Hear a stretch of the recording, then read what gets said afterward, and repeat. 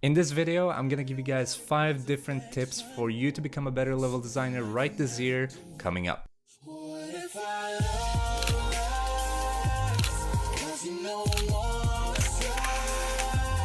What if I love? I won't hurt you, babe.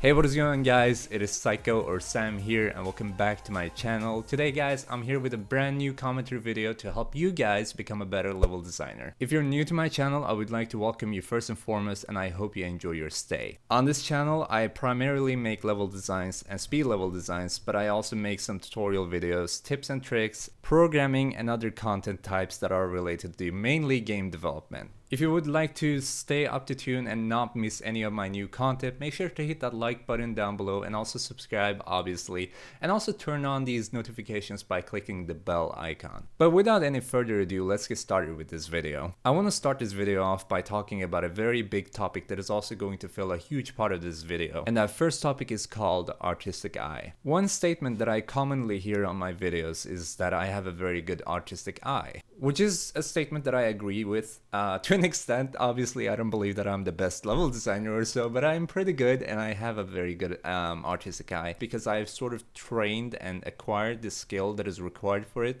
And this is actually the topic that I want to talk about. Acquiring the skill. One mistake that I've seen a lot of people do repeatedly is that they call artistic eye for something that you are born with. Now, this may be true, don't get me wrong, but I don't believe that you can ever acquire that skill even if you're not born with it. Let me be honest with you guys, I did not have an artistic eye before I started with level designing on YouTube. Like, I did level designing before too, before YouTube times, and you know, it didn't really go that well. And I can be honest with you guys, it actually didn't go well because I didn't really feel like my level designs were enough for making a game. And for about 4 years ago, I was actually scared. Literally, I feared making level designs because I was so bad at it. And now look at me, I'm making level designs as primary content type on my channel.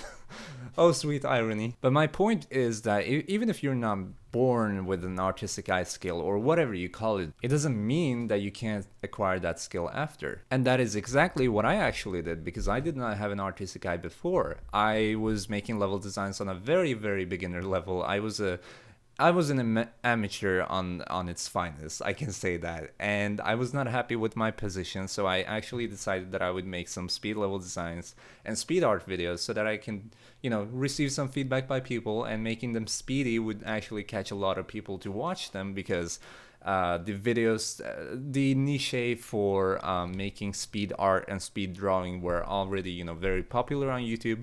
So I decided it would be a fun experience for me as well. And now, just a few years later, I'm actually sitting here giving other people tips and tricks on how to become a better level designer. So it's not impossible. It can obviously be acquired, and you just have to sort of start making them. Like, the first tip that I can give you guys, the most important part, is that you actually start. I can already imagine that you guys have a YouTube channel, but start uploading. You know, they don't have to be professional videos. You don't have to get to 10,000 subscribers in just a bit. Your main goal being on YouTube should be that you should become a better level designer by, you know, uploading some speed level designs or whatever kind of video you want to make. And it's just important that obviously there are level designs and you receive some feedback by people, so you just have to ask for it. And now I want to get a little bit more technical with this video and actually move on to the game engine part, where I want to talk about grass. If you have had your hands on a game engine before where you tried level designing and you came to the part of texturing the terrain with grass or landscape, no matter which engine you use, it might have been a painful experience for you. Now, to be honest here, I could confidently say that nobody actually likes going into grass. And there are many factors to that, one being the game engine's capabilities and capacity of actually having billboarded grass on your terrain without the game being very laggy. Another factor is that, this is more common too, it's just not very good. The grass doesn't look good, the textures are bad or the textures are poor, and the billboarded grass just doesn't look good in your scene. And I am actually here to tell you that this is something that you can actually come over very easily. I could admit that it's very painful to play around with grass, but when you get used to it in the game engine that you're using for the moment,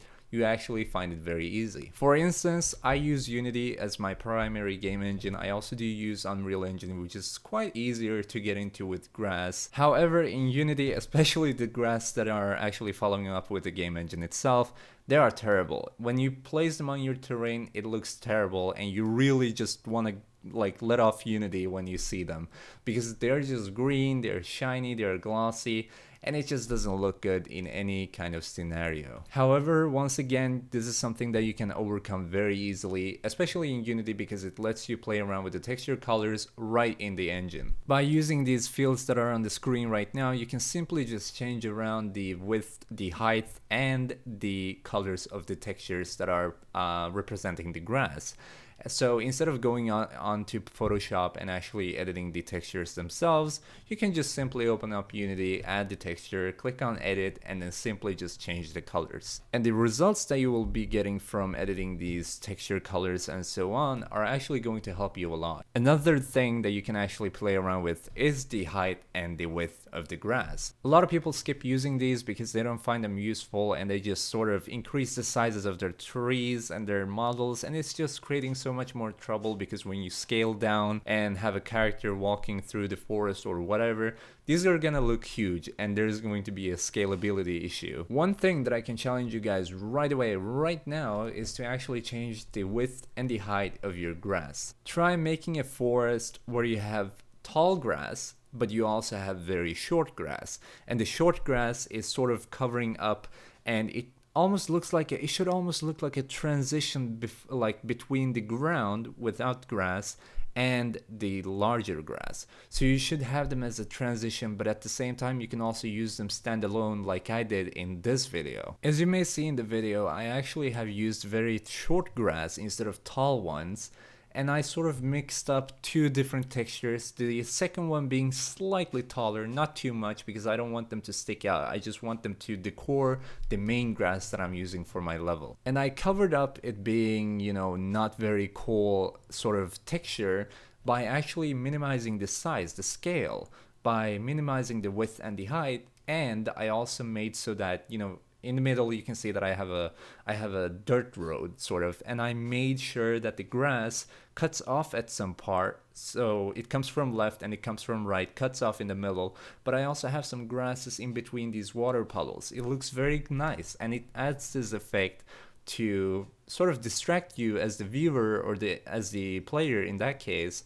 from actually being distracted by the grass being ugly. So you actually take something that is ugly or mediocre and you use some techniques to actually make it look nice. And next up, guys, I want to talk about a topic where I'm going to be talking about models, and models are also a very painful experience for you to actually search through the asset store or the marketplace, depending on whatever engine you're using. Even if you're using Lumberyard, I'm sure they have a different asset store.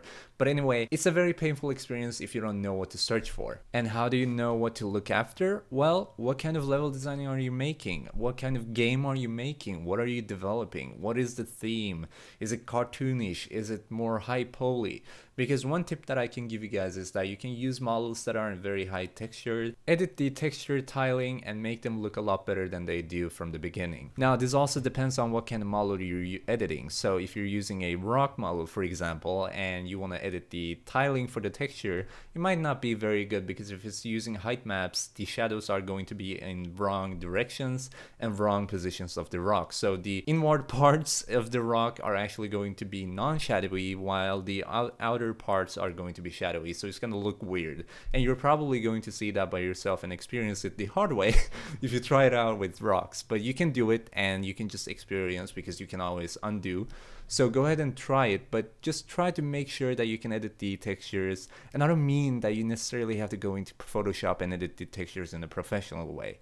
You just have to make sure that it looks and suits your scene that you're making. Because even if you're not using the best model, the highest poly model in the world, you can still make it look nice by actually covering up for that and compensating for the model's poor quality by using different grasses and, you know, making the level in general very nice with the sky, the lightning, and the shadows. Speaking of which, I actually want to talk a little bit more about lightnings and shadows. These are two big factors that a lot of people who I've seen are missing out on, because they just don't seek out any details about their level design.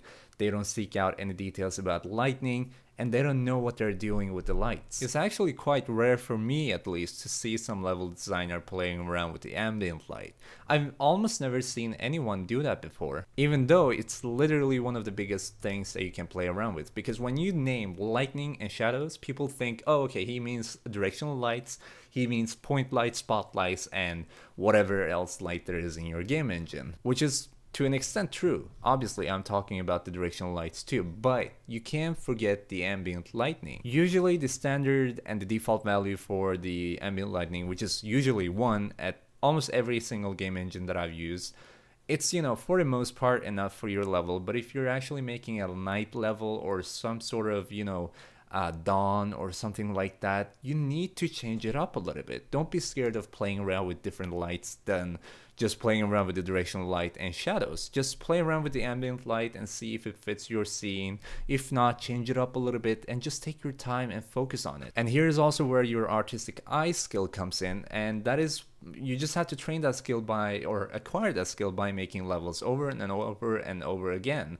because that's how I did it, and I actually acquired the skill. So you just have to see, you know, at some point when you're starting out, you're gonna be like, okay, this is probably good, and then you're gonna upload a video on YouTube and people are gonna be like, well, you should have played around with the lighting a little bit more because the shadows are way too strong. And then you're gonna look at it and you're gonna go, well, okay, I can try that out. And you're gonna go to the game engine and you're gonna edit it up a little bit, you know, see if the lighting works out. And by doing so on almost every single one of your level designs, you're actually going to acquire the skill called for artistic eye. So when I'm making my level designs, it's not magic. I'm not using some sort of magic created by Google or so. I am basically just using my artistic eye in order to see if the lights are pretty good. And if I think they are, then I'm gonna proceed with my level. If not, I'm just gonna take my time and focus on it before moving on to the next part. Speaking of taking your time, I actually want to talk about this a little bit more, because I've seen many game developers and level designers especially who just sort of hurry up their project. Now, this obviously doesn't go for everybody. I don't mean that I'm not throwing out my opinions and points at everybody. I'm just saying that I'm pointing out a few people that I've seen before that are actually hurrying up projects and level designs, and in order to maintain the current quality that they have, which is not a wrong logic. Like, it's logical to actually maintain the quality that you have by not doing any more edits to the level design. I've done it before too, but there's also room for improvement.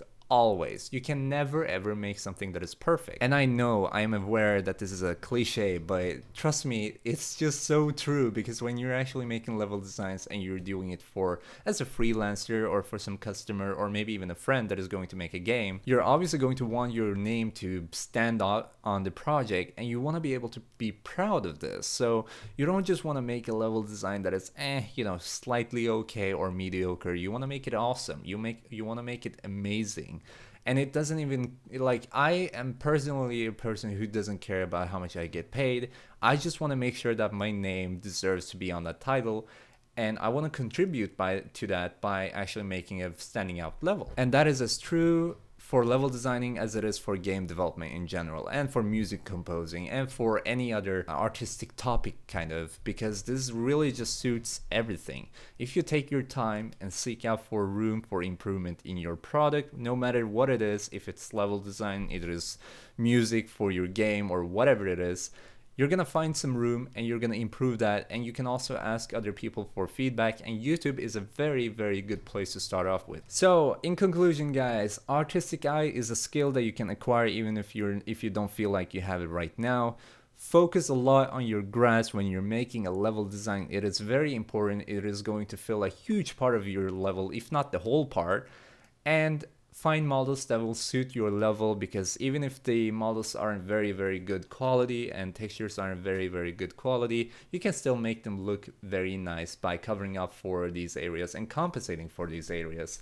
And I also want you guys to pay a lot of attention to lights and shadows, because it's very important. Once again, directional lights, point lights, whatever you're using, the shadows, make sure to not have shadows against your camera, because that just gives a very off feeling. It's not appealing at all. And also play around with the ambient lights. Don't be scared of having way too much light or way too little light. Just make sure to hit that, you know, mediocre part of the ambient light so that you have it pitch perfect. And last but not least, take your time with your level. It's your product, it's your baby, take care of it very well, and you want to make it good as possible. Even if it's not very good, you're gonna receive some feedback, and make sure to go back to that level and actually edit it out so that you can implement these things and factors that you've gotten from people that have given you feedback, because this is experience. You're trying to build your self experience probably, and you want to start off by actually implementing some of the feedback that is given to you by people who see your level design from different perspectives. So anyway guys, I hope you all enjoyed this video. If you did, make sure to hit that like button down below in the face, guys. I would really appreciate it. Before,